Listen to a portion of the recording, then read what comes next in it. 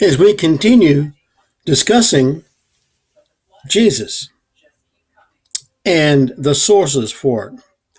I want to show you another Bible that is interesting.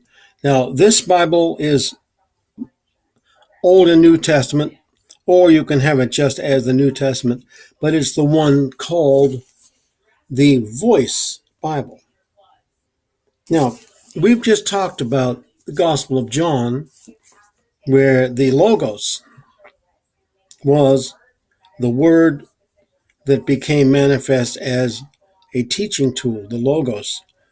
Now, this Voice Bible is also unique because it believes and teaches that it is the voice of God that goes throughout the entire Bible. So you will see in this Bible that kind of thing all the way through, and it'll use the word voice. And the voice said instead of and God said. You will find that sometimes in there. And also, in discussing Jesus, we've talked about the Synoptic Gospels and the Gospel of John briefly.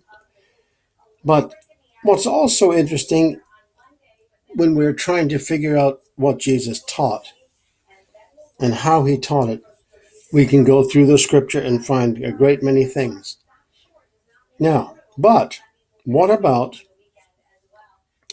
the writings of St. Paul, who was an anti-Christian Jew who did everything he could to kill as many Christians as possible until Jesus met him on a road and he became completely blind, couldn't speak and couldn't do anything. And Jesus told him where to go and what to do. And from that moment, he became a completely converted and changed person. And he went completely in the opposite direction. Instead of trying to destroy all people who love Jesus and kill them, he wanted to get everyone to understand why Jesus is so important and what he does. Now, how influential in creating those who follow Jesus, or in creating the whole tradition, how important is Paul's writings compared to the Gospels, Matthew, Mark, Luke, and John? Because Paul's writings are not Gospels. They are epistles, that is to say, letters. They are sometimes considered shared letters. Letters are not just in one place, but taken from one place to another. And you can sometimes find that out when you read some of them. Now, many people have the question, did Paul do more to define Jesus and Christianity than the Gospels did? Is Paul the one who brought the knowledge of Christ into the world more predominantly than the Gospels did? Well, that is a very good question, and I'm not going to answer that question because there are many points of view, but one can look that up if one chooses.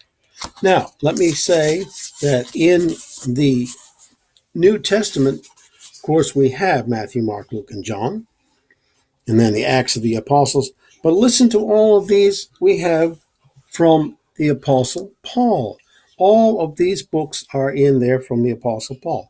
Romans, 1st and 2nd Corinthians, Galatians, Ephesians, Philippians, Colossians, 1st and 2nd Thessalonians, 1st and 2nd Timothy, Titus, Philemon. All of those books are from St. Paul, and they are quite profound and stimulating books. And Paul's writing style is particularly interesting. He was verbose. He wrote long sentences, and he wrote almost with little paragraphs within paragraphs. And to read Paul is not as easy as reading the Gospels. In fact, it's much more difficult.